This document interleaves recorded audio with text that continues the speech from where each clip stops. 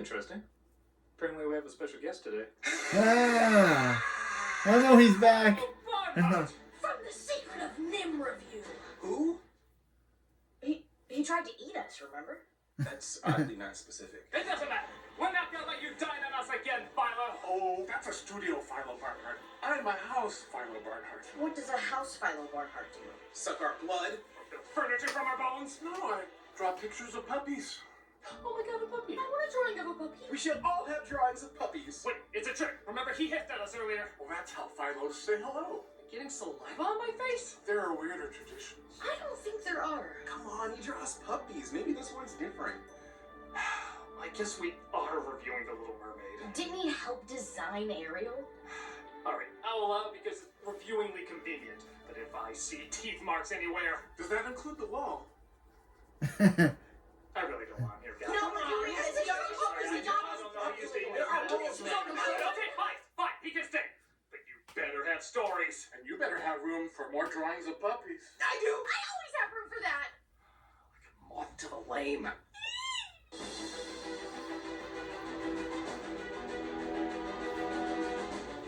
With it almost being 35 years since the release of the original and the live-action remake having us all say, okay, give it a chance, but it's probably gonna be dookie.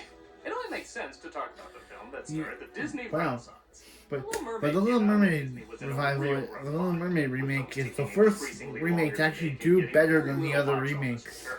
But with new management taking over, it was said that Disney would have a new anime film of high quality every year.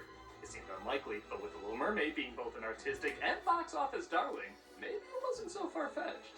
Audiences were blown away by the music, animation, and updated storytelling of the traditional Disney formula. But let's be honest, it's over 30 years later and cinema does continue to change. Is it still as timeless as when it first came out? We all have nostalgia, but does it objectively work on its own, even if you didn't grow up with it? Well, we're gonna take a closer look. And helping me out like in the past is one of the film's animators, Philo Barnhart. Aha! I knew it! I knew you were trying to eat us! Thanks for holding on to my prop hand while I tap No problem. Just Oh. walk around with a prop hand. Yeah. Fair. This is The Little Mermaid. Avast! Early CGI off the port bow! And it weirdly doesn't look that bad. Yeah, everyone thinks Beauty and the Beast was the first 2D movie to use CG, but Disney did use it a couple times in the past. The difference is they didn't always know if it was going to render correctly, so they always kept it half hidden just in case. Even Beauty and the Beast had a backup plan to have the ballroom hidden with just a spotlight on them in case it didn't render. Weird. Isn't this great? The salty sea air, the wind blowing in your face. Oh, it's a beautiful day to Aladdin. Hey, why aren't you all Aladdining? Aladdin. This is Prince Eric, voiced by Christopher Daniel Barnes. Hell yeah, great Brady played royalty. Great. Who's listening to rumors of mer people under the ocean. Wait. Down in the depths of the ocean they live. And they're white! Mer people and baby Jesus are always white! Yeah, take in that air. Underwater. Yeah, how's this work? Of course, mer people do exist, and they swim towards their palace of dicks where King Triton lives, voiced by Kenneth Mars. I'll be honest, I did not know he voiced him all these years, and I half expect him to be showing up to a production of Springtime for you-know-who. I'm really looking forward to this performance, Sebastian. He's actually watching a concert of his daughters, orchestrated by Sebastian, voiced by Samuel E. Wright. One daughter seems to be missing, though. Ariel! That dude's eyes literally turned red. Is there a TA-100 endofish skeleton under there? Turns out she's off exploring what's left of the Pirates franchise with her pal, Flounder. Pirate. Never seen anything so wonderful in your entire life. Cool. We started working on her with Dan Haskett. When Glenn Keane joined us on designing the character, he suggested, "Hey Philo, are you familiar with the films of Miyazaki?" And I said, "I certainly am." He says, what if we did our own version of an anime girl character? I said, "Oh, that's intriguing, because they have the little traditional triangular face, with the little pointy chin and the big eyes with they have a million highlights in them." Oh, I see. And we took pity on the animators. We only got one highlight down from 3 that we started with. She was in part based on what we thought a Disney-fied anime girl would look like. I had a personal favorite that I used as my inspiration in that was French actress Emmanuelle Barrett. She has that long, elegant neck that I'm after, and the wide-spaced eyes, beautiful big He's eyes. after. We got the hair somewhat from Christy Brinkley, and also from Christina Applegate. She used to have her hair styled out. It was like this little shelf. They initially wanted a blonde, but the rest of us said, no, let's do a redhead. We've never had a redhead star before. Plus, it was going to look great with the underwater colors. You're not getting cold fins now, are you? Ariel is voiced by Jodie Benson, modeled after Alyssa Milano.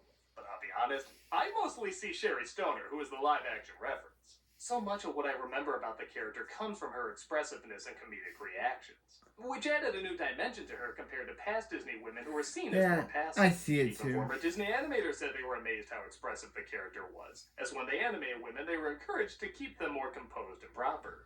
Sherry did an amazing job. We are inventive as animators, but a lot of people don't study acting, and they really need to be an actor with a pencil. That's something Don Bluth always told us. And here we had an improvisational actress that was very demure and found Ariel's size. Glenn used her quite a bit in his song sequence, Part of Your World. While she was on like an office chair on wheels, someone would spin her around and make her glide around, and they would swing the camera around her, and that all made it into the film. I will say, though, it does make me kind of like hear Slappy Squirrel's voice come out every once in a while. Sounds like a stated cartoon plot to me. You remind me of a bad accident at Benihana's. Can you believe I'm doing this with scale? What idiots. How you doing, kid? They check in with a seagull named Scuttle, I hear Buddy Hackett's very good in this. who tries to explain what they found. It's a jingle to straighten your hair out. Humans go nuts over. Scuttle is the cable news of information. Music. Ariel remembers that she missed the concert, she does the mean thing, and we see she's being watched by the sea witch Ursula, played by Pat Carroll. She may be the key to Triton's undoing. Half the kids in the audience are like, why do I know what tentacle hentai is now? R.I.P. Pat Actually, I Carroll. started with Ursula. That was with Rob Minkoff, and we did a series of rough tests of her, and I went to ask the receptionist a question. I said, D.I., you're Pat Carroll. There she was sitting on the sofa. And she says, why, yes, I am. Who are you? I said, my name is Philo Barnhart, and I'm doing you. I mean, I'm working on you. I mean, I'm working on Ursula. She laughed and says, then you come over here and you tell me all about it. She says, would it help you if I gave you my take on her? And I said, that would be a great gift. She says, well, don't laugh, but I see her as this great Shakespearean actress who retired under the sea for some reason. I said, okay. So just like in the song, it's body histrionics and not vocal. And she says, exactly. Ariel talks to her father, who is not only angry she missed the concert, but also that she went to the surface. Do you think I want to see my youngest daughter snared by some fish eater's hook? I'm 16 years old. I don't eat on hooks anymore. That was what? It was a long time ago. She's 16. Wow. Ariel does He not forbids her from Ariel going does to the not inner look world and tells 16. Sebastian to keep an eye on her. Sebastian follows her to Bed Bath & Below, where he discovers she's a collectomaniac, an absolute hoarder for human things. Which I guess technically a hoarder is too. Yeah, I don't know why I phrased it that way. Wouldn't you think I'm the girl who has everything? And it probably goes without saying, but this entire song sequence is basic perfection. Really, when people think of great moments in Disney animation, this is usually near the top of the list. Jodie was having trouble getting into the mood for Part of Your World. If anyone's ever tried to sing it out there, you know what I mean. It's a hard song to tackle. But she wanted to feel like she was Ariel in a dark cavern, so they lowered the lights in the studio. I want to be where the people are. Glenn handled that whole sequence on his own, which was his baby from the ground up. He storyboarded it, rough animated it, had it cleaned up with his own crew. He actually developed carpal tunnel syndrome in his drawing hand. I'm pretty sure Glenn lost more hair on that sequence. Which almost didn't make it into the film. Jeffrey Katzenberg had attended a preview audience, saw some kids fidgeting during the song, and it was still mostly in storyboard form at that point. So he got nervous and said, it's out. And a big battle began with Glenn Keane, Howard Ashman, and Jeffrey Katzenberg. And it stayed in. It's a tenet of a musical theater that there should be some kind of song of yearning, and that was Ariel's, was part of your world. But for some reason on Blu-ray, they switched these two clips around. Watch. Wish I could be a part of that.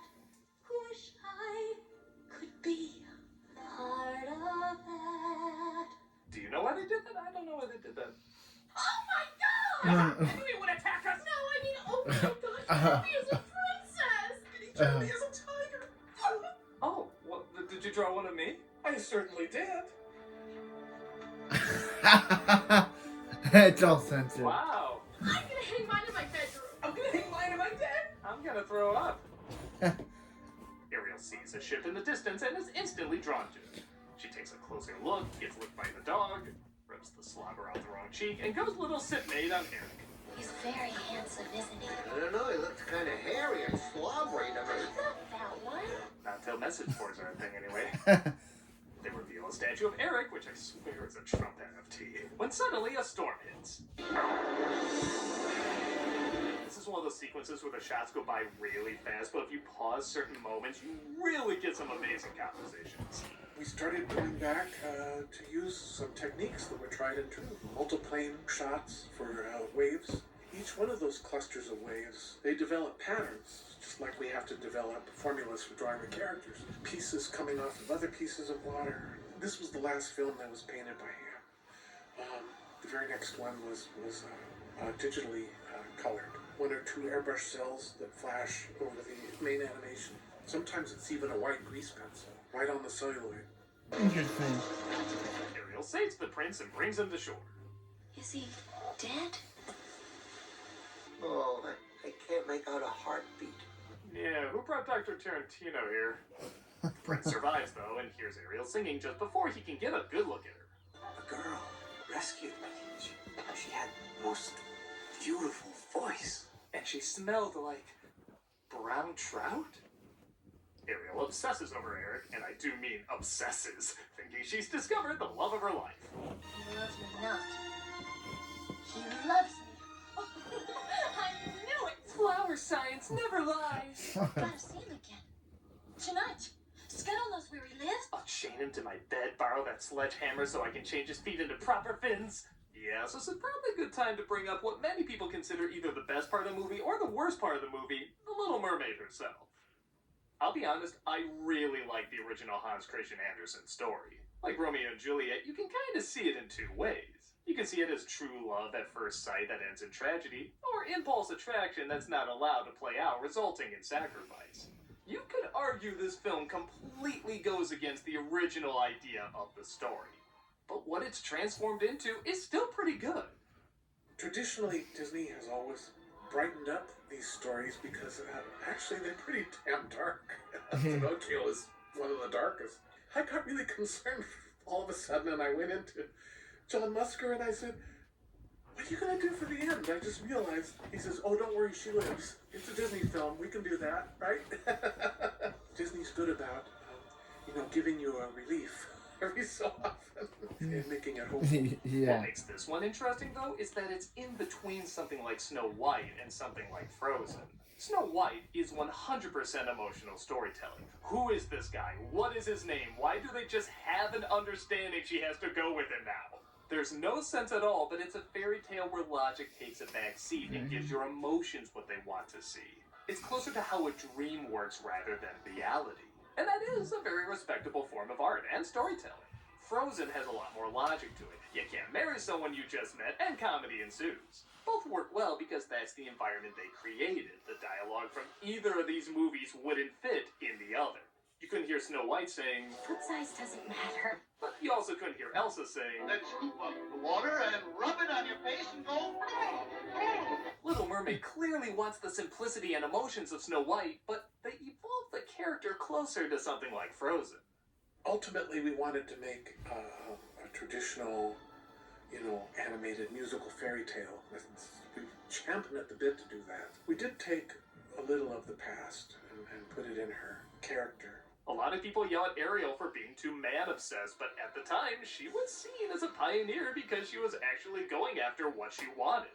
the character is active. She's not just a little girl that things happen to. She's up there. She's going to go to the surface. She's going to find her prince. She's going to take care of business. And so you can really identify with it. Bottom line, they did their job too well in making her feel more real.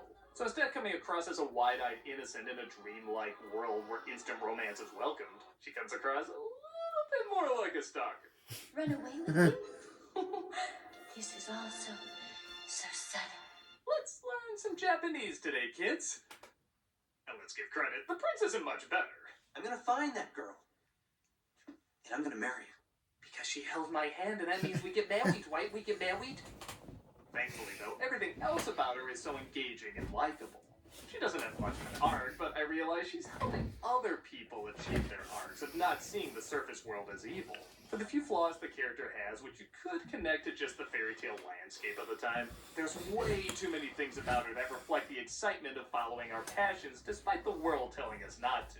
Her supporting cast plays a big part in there too, as Sebastian sings the song that everybody loves, and yes, I acknowledge it's good, but I always just saw it as the song before Poor Unfortunate Souls. Sorry, villain songs are still the best in Disney flicks.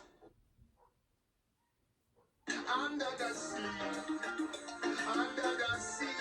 Our producer, Maureen Donnelly, found a wonderful dance troupe in Los Angeles, the Lula Washington Dance Theater. Very improvisational, just like the people we had acting out on a video for us, where a lot of the moves of those characters came from, especially that turtle that's on the rock, and the chorus lines, the fish and everything. Can I put 2023 Disney and 89 Disney in a room just to see what they talk about? Tell him I'll be back after happy hour. I've got an urgent message from the Sea King. He knows. Sebastian accidentally lets it slip that Ariel is in love with a human and he takes Triton to her hiding spot, where Flounder brought the prince's statue. How the hell did he drag that there all by himself? Is it true you rescued a human from drowning? You don't even know him. You don't even No. Triton You don't destroys her collection with some really cool lighting effects, which completely tears Ariel apart.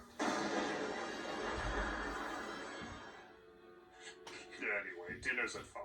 Have to talk to your other sister about her report card. An A-. You seem trustworthy. Wow. If only there was something we could do. But there is something. Why this scene so sums up the movie, we're gonna put it as the cover of the Nintendo game. No, really, they did that. Very random. Yeah. Ursula has great powers. I know the effects department was happy because we were trying to figure out a way to show underwater current. Short of animating hundreds more bubbles, we had decided to have the hair long enough so that it would wave in the current. The Sea Witch? They say Ursula can help, so she agrees to follow them to her. No, she's a demon. She's a monster. Why don't you go tell my father? You're good at that. Well, In hindsight, yes, he probably should have done that. Again, all this looks very inviting. This thing looks like it's shagging up with the tiger's head from Aladdin. Come in, my child. Ursula says she can turn Ariel human, but she has to give up her voice and has only 3 days to win him over, or she'll belong to her. Life's full of tough choices. it's kind of interesting. And then the remake, they make I talked her. about Pat Carroll's amazing work. They make her in videos, forget. So I won't repeat myself. With that said, though, I think most people can agree this is her at her most iconic. And by God, like I said, this song's still so freaking cool.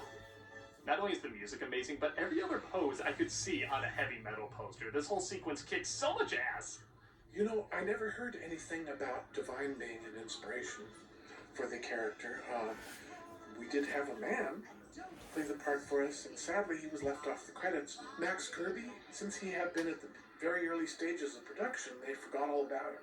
He was Rob Minkoff's friend, and we hired him for a weekend, and he came in. Like Sherry, he was very good at improvisation. He inspired, on the whole, I've been a saint to these poor unfortunate souls, because that was what we were doing. We were shooting him primarily doing the song. I also love how creatively they show her voice being taken. That's a very abstract idea when you really think about it, but they found a pretty inventive way to show it. She turns her human, Ariel drowns, and the movie's over. Dark. So Philo, how are you? I knew it, goddammit, you're eating us!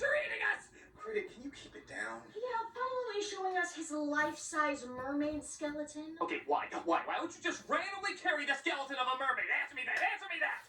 You really think I wouldn't? I need a break from this.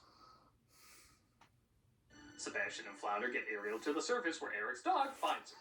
What's gotten into you, Bella? Oh, I see. Now could you maybe find the king or queen of this kingdom? Who are my folks supposed to be in this? They didn't even come to the wedding! As mentioned before, though, she can't explain who she is. What is it? You can't speak? Then you couldn't be who I thought. Shame their handwriting isn't the same so she could write it down. Didn't she sign her name in English? Don't worry. I'll help you. We had a problem with that hair, too, once she was out of the water because people forgot, it does dry and settle. It hangs limp. So a lot of people forgot that and they still kept the shape. I think it's a testament to the animators that even without her voice, this is still a hugely expressive character. Hell, maybe even more so without it. These reactions when she combs her hair with a fork have almost no movement, but the timing, editing, and little that they do animate make it one of the funniest moments in any Disney film. I am not even kidding. As a kid, I rewound this scene so many times, it started to scratch the tape. Which is weird. All my friends had this scene scratched up for some reason. There's also some good comedy with Sebastian fighting off a chef, played by Renee Auberjonois. First I cut off their heads and I pull out their bones and I use them too. Oh, this would definitely get a PG now. Not because it's violent, but just because it, exists. I will clean your chronometers. I don't know what's funnier, this bit of slapstick or suddenly noticing Prince Philip and Princess Aurora as Chef Boyardee noodles. What the hell is that? What? Ariel gets a tour of Eric's kingdom, again resulting in some charming comedy and more expressive reactions.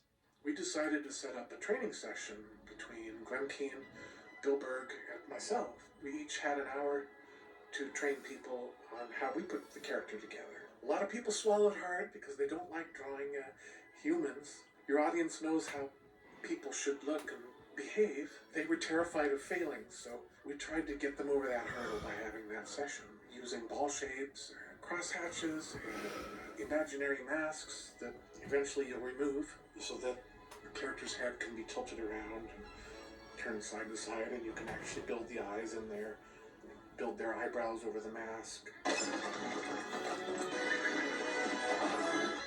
Mermaid drivers. We get another classic song with Sebastian trying to convince Eric to kiss her. You're dying to try, you wanna kiss again. Did you hear something? Despite this couple not having a ton of time together, the time they do have does create some good chemistry. They work well together. No. Okay, no. Rachel? Aria. Her name is Aria.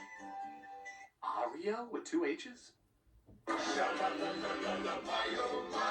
got to know Howard rather well. In fact, his birthday is the day after mine. We actually did celebrate our birthdays a couple of times during production.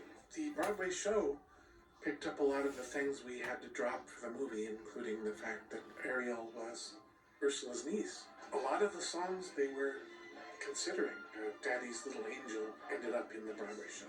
Boat tips over, though, as Ursula realizes she has to take matters into her own hands. She uses Ariel's voice to transform herself, resulting in a pretty creepy little scene.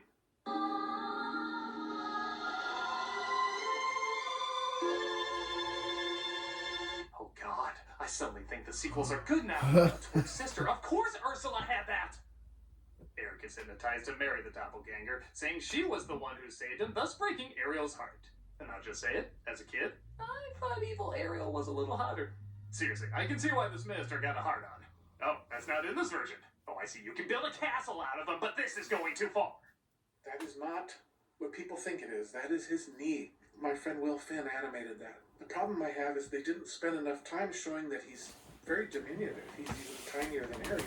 And he's actually standing on a platform. His vestments go past his knees, so it looked to some people like he was getting aroused, I guess. But I know for a fact that he wouldn't never have done that. Now, the phallus on the palace, that was really there.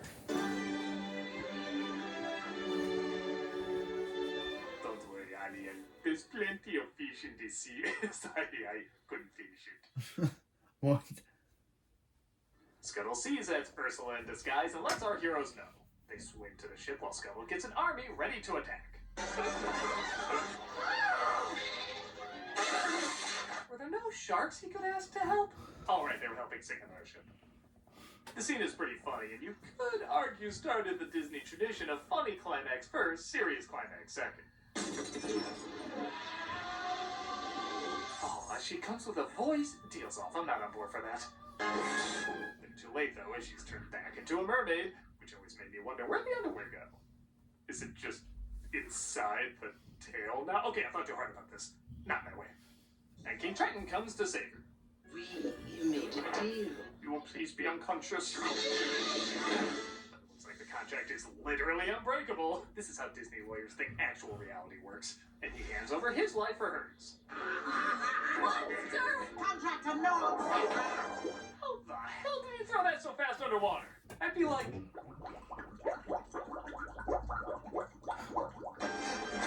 Eric gets caught, but Ariel saves him again, resulting in Ursula altering her shape. Oh, Eric, you are happy to see me. I mean, oh no! I'll admit, I usually see villains turning big as kind of lame. Like, it doesn't seem that creative, but this climax is pretty epic. I don't know, maybe because it's a person and a squid and she's using magic, they added a few things to make this feel appropriately unique and badass. She brings up the ship from Frozen, I guess? I can't remember the conspiracy theories. And Eric climbs aboard, finally for once, saving her. Yeah, the scoreboard's a little bit... It's kind of funny in the remake, they make Ariel do it. The wicked witch is dead. And seeing how Eric saved her, Triton finally sees that humans aren't evil and turns her into a human to be with Eric. They get married with Ariel doing her best impression of the dog. Yeah, I never knew it was open to this. And it looks like the chef has unfinished business with Sebastian. Get back here! You could have. Shut up for half a wedding for half an Ariel. We're You always could staying have. for half of Ha us. ha ha. Your Majesty, would you care to join us in eating your slaughtered brethren? Enough with the singing already. And that was The Little Mermaid. It has a few flaws, but overall, I think it really holds up. I personally like other Disney Ariel, you know we're gonna make a sequel, and then you're gonna get a prequel before that would take place before this on. Oh wait, we're not gonna mention that. Okay. The few problems it has are more than overshadowed by what works about it. The characters, the visuals, the music. This really was a game changer after a long slog of underwhelming material from the masters of animation. We actually had more time to make Secret of NIMH than we got on Mermaid. Most people had to get it done in 18 months, which is a year and a half, and that was unheard of. Disney had always given his artists 3 and 4 years to make a movie, and that's really what it took. They didn't have the tools that we have now. Videotape machines to tape our own video tests, the advent of the computer tools that we use. That made it a little easier, but they had to hire on an awful lot more people. We were spending morning, noon, and night in there. They were feeding us meals to keep us there, and the overtime was great. This put Disney back on the map and got everyone rethinking how to tell an animated fairy tale. And art that's evolved even more since then, and hopefully will continue to evolve. And not de-evolve. Is it the original story? No. Is it the most complex of the Disney movies? No. But there is an admirable simplicity that's clearly trying to grow and find its footing. We also knew that if we didn't meet this mandate of the studios, that they would shut down the department. And that was the foundation of the studio to begin with. That was worth preserving, so we worked extra hard. We also knew that it was probably going to be a hit because it was bringing back the traditional type of movie they always were successful at. It could have been the end, and instead it opened the pathway for all the other great movies that came along after. What else can you say? But there's a reason both children and adults still watch this film over 30 years later. And a big thank you once again to Philo Barnhart. You said it. Philo, you are so much nicer than Studio Philo. Yeah, thanks for not eating us, man. Well, actually, I am. What? No, really, that saliva I spat on you is full of venom. And this is all a shared hallucination. What?